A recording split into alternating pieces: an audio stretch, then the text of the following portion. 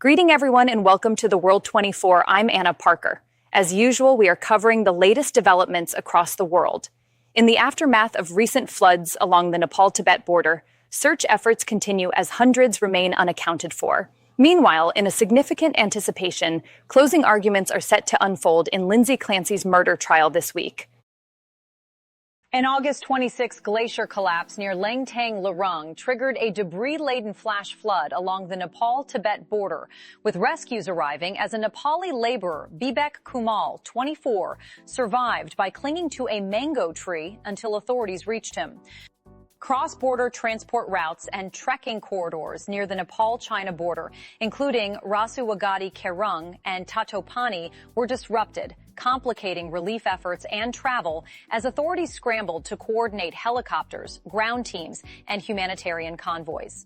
We see how a single glacial collapse tests border logistics and triggers rapid, multi-agency support, underscoring the need for swift funding and coordinated response to protect migrants, trekkers, and nearby communities.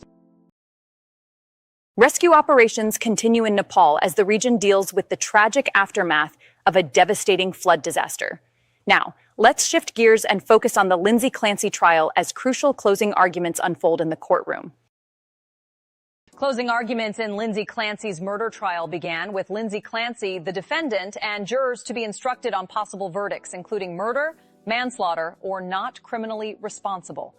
Jurors will be instructed on degrees of murder and potential manslaughter, or not criminally responsible, a procedural consequence that follows the closing arguments and frames how mental state defenses and premeditation are weighed as prosecutors and defense arguments frame verdict choices.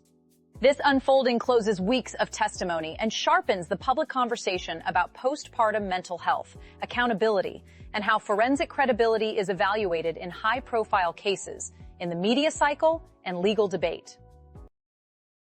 As the jury begins its deliberations, we consider the significant implications of their potential verdicts on this case. Transitioning now, we examine the newest sanctions implemented by OFAC against Iran, focusing on key sectors and enforcement strategies. OFAC sanctions framework, reinforced by Operation Economic Outcast, targets Iran through sectoral penalties across digital assets, technology, gold, aviation, and shipping, with centralized enforcement, licensing, designation, and post-sanction monitoring as core tools. Analysts say these measures propagate through economies, with IMF findings indicating energy-importing economies face higher costs, inflation risk, and disrupted supply chains, contributing to a measured global growth around 2.7% and potential secondary sanctions on foreign entities supporting Iran.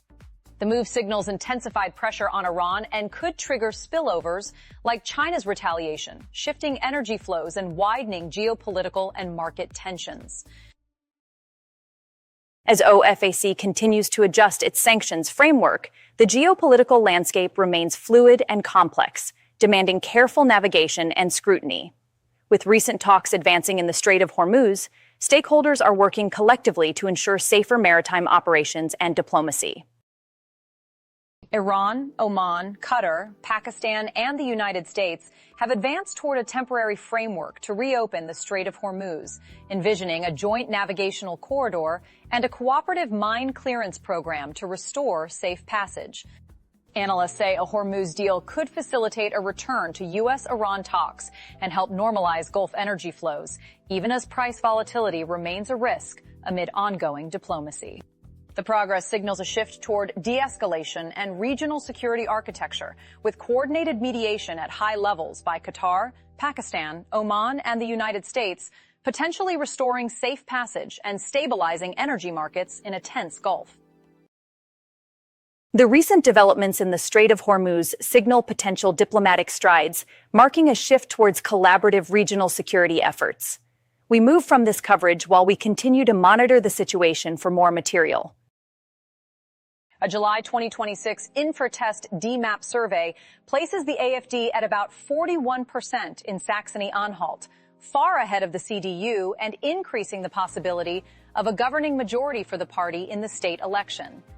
Reuters frames the momentum as a national test And AfD leadership, including Vital, has stated the party could form the government in Saxony-Anhalt, signaling a potential governing outcome and shifting regional dynamics. The development suggests economic anxiety and energy transition issues in eastern Germany are shaping voter sentiment, with Lusacia's structural funding and EU support illustrating policy context that could influence AfD support.